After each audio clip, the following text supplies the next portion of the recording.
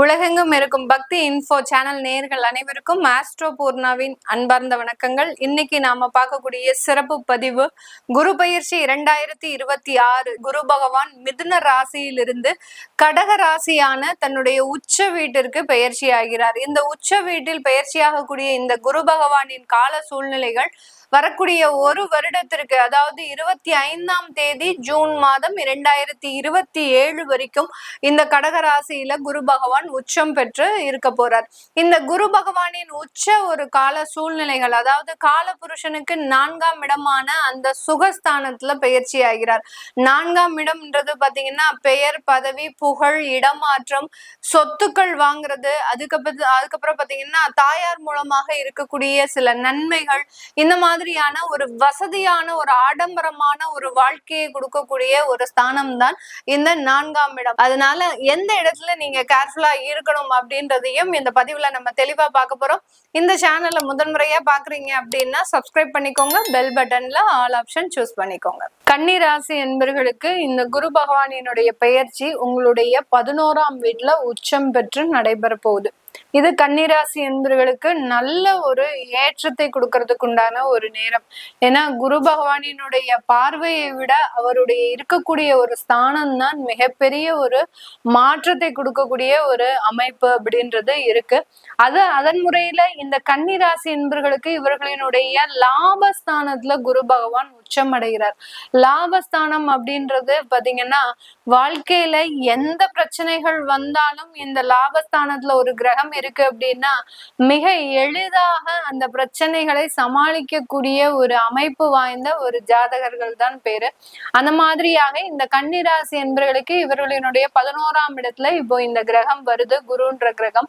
இந்த 11ஆம் இடத்துல வரக்கூடிய இந்த குருவினுடைய தன்மை பாத்தீங்கன்னா உங்களுடைய சுகஸ்தானாதிபதி, உங்களுடைய கலத்திர ஸ்தானாதிபதி. சுகஸ்தானாதிபதி 11ஆம் இடத்துல வர்றார். நிறைய கன்னிராசி என்பர்கள் சொத்து வாங்கக்கூடிய ஒரு நேரமாக தான் இருக்க போகுது. வீடு, வண்டி, வாகனம், அடுத்து பாத்தீங்கன்னா நிலம், உங்களுக்கு உண்டான சில ஆடம்பரமான ஒரு வாழ்க்கையை ஏற்படுத்தி கொள்ளக்கூடிய ஒரு தருணமாக தான் இந்த கன்னிராசி என்பர்களுக்கு இந்த குரு பயிற்சி அபரிமிதமான வாழ்க்கை ஏற்றத்தை, ஒருபடி ஸ்டேட்டஸ் உயர போகுது அப்படின்னா நீங்க நம்புவீங்களா? அதுதான் நடக்க போகுது இந்த கன்னிராசி என்பர்களுக்கு. சமுதாயத்துல ஒரு அந்தஸ்து அப்படின்றது உங்களுடைய வேலை ரீதியான அந்தஸ்து.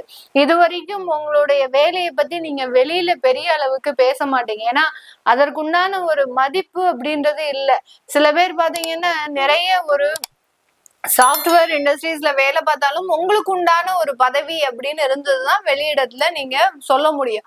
அந்த மாதிரியான ஒரு பதவியும் இல்லை. ஏதோ ஒரு நம்மளும் வேலைக்கு போனோம், ஒரு சம்பாதிச்சோம் அப்படின்ற மாதிரி தான் இருக்குமே ஒழிய பெரிய அளவுக்கு ஒரு அங்கீகாரத்தோட ஒரு யூனிக்னஸோட வேலை பார்க்க முடியாமல் தவிக்கக்கூடிய இந்த கன்னிராசி என்பவர்களுக்கு இப்போ உங்களுடைய வேலையை யாராவது கேட்டா, நீ எங்கப்பா வேலை செய்யற, என்ன வேலை பாக்குற, உனக்குன்னு என்ன பதவி அப்படின்னு கேட்டா தைரியமாக நீங்க இந்த மாதிரியான ஒரு இடத்துல டீம் லீடரா இருக்கிறீங்க, ஒரு மேனேஜ்மெண்ட் லெவல்ல இருக்கிறீங்க, இந்த ஒரு எக்ஸிகியூட்டிவ் கமிட்டில இருக்கிறீங்க, இந்த மாதிரியாக ஒவ்வொரு இடத்துலயும் உங்களுடைய முத்திரையை பதிக்கக்கூடிய ஒரு ஸ்தானம், ஒரு புகழ், ஒரு மதிப்பு, ஒரு அங்கீகாரம், உங்களுக்குண்டான ஒரு மரியாதை, இது எல்லாத்தையுமே நீங்களே ஏற்படுத்தி கொள்ளக்கூடிய ஒரு நேரமாக தான் இந்த கன்னிராசி என்பர்களுக்கு இருக்க போகுது.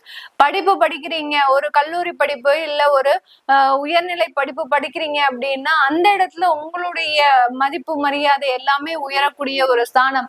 சும்மா சர்வசாதாரணமாக படிச்சுட்டு போய் எக்ஸாம் எழுதக்கூடிய நபர்கள் எல்லாருமே அதிகப்படியான ஒரு ஸ்கோர் எடுக்கக்கூடிய ஒரு நேரமாக தான் இந்த குரு பயிற்சி இந்த கன்னிராசி என்பர்களுக்கு நல்ல ஒரு மாற்றத்தோட நல்ல ஒரு டேர்னிங் பாயிண்ட். ஏன்னா கன்னிராசி என்பர்கள் நிறைய இடத்துல பிரச்சனை, வாழ்க்கை ரீதியாக, வேலை ரீதியாக, தொழில் ரீதியாக.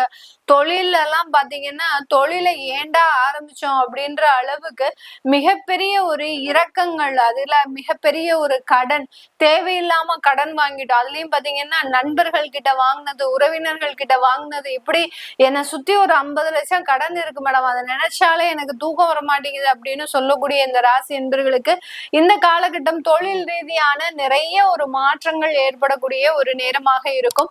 அந்த தொழில்ல லாபங்கள், உங்களுடைய கடனை அடைக்கக்கூடிய அளவிற்கு அந்த வருமான வளர்ச்சி அப்படின்றது இருக்க போது, கடனையும் அடைச்சிட்டு உங்களுக்குன்னு ஒரு சொந்தமாக வீடு வாங்கி உங்களுக்குன்னு ஒரு திருமண வாழ்க்கை அமைக்கிறது ஒரு மிகப்பெரிய ஒரு வாழ்க்கை மாற்றம் இல்லையா?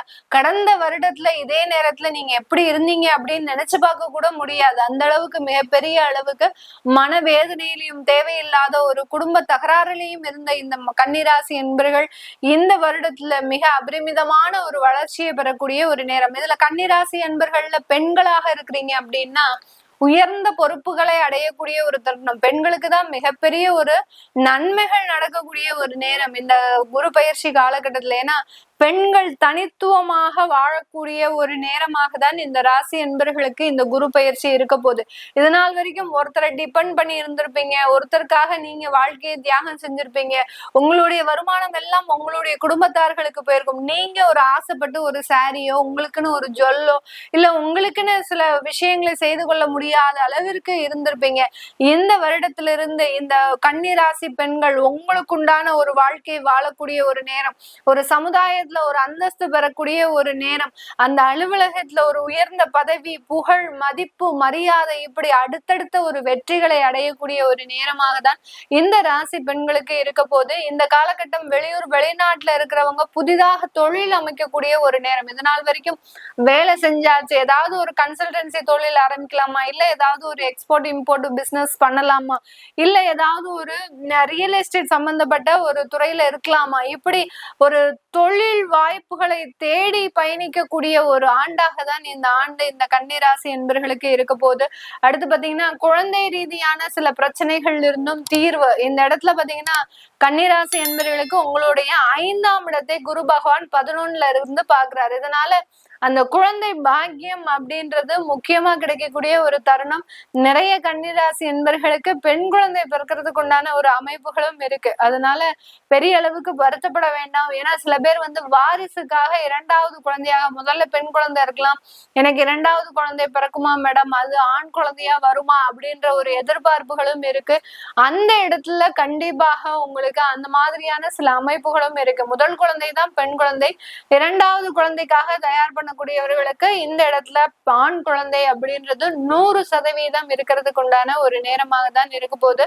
அதனால குழந்தை பாக்கியம், புத்திர பாக்கியம், சில பேருக்கு செயற்கை முறையில கருத்தரிக்கிறதுக்கு உண்டான ஒரு நேரம். இந்த மாதிரியான ஒரு வாழ்க்கையில கிடைக்காத சில விஷயங்களை எல்லாம் அனுபவிக்கக்கூடிய ஒரு ஆண்டாக தான் இந்த கன்னிராசி என்பர்களுக்கு இருக்க போது. இந்த இடத்துல பாத்தீங்கன்னா கன்னிராசி என்பர்கள் காதல் திருமணங்கள் அப்படின்றது முழுமையாக சக்சஸ் ஆகக்கூடிய ஒரு நேரம். ஏன்னா 5ஆம் இட அதிபதி 7ஆம் இடத்துல இருக்கிறாரு. 7ஆம் இடத்தை உங்களுடைய 11ஆம் இடத்துல இருந்து அந்த குரு பகவான் பார்க்கறதுனால காதல் திருமணங்களாக மாறுவதற்கு ஒரு நேரம்.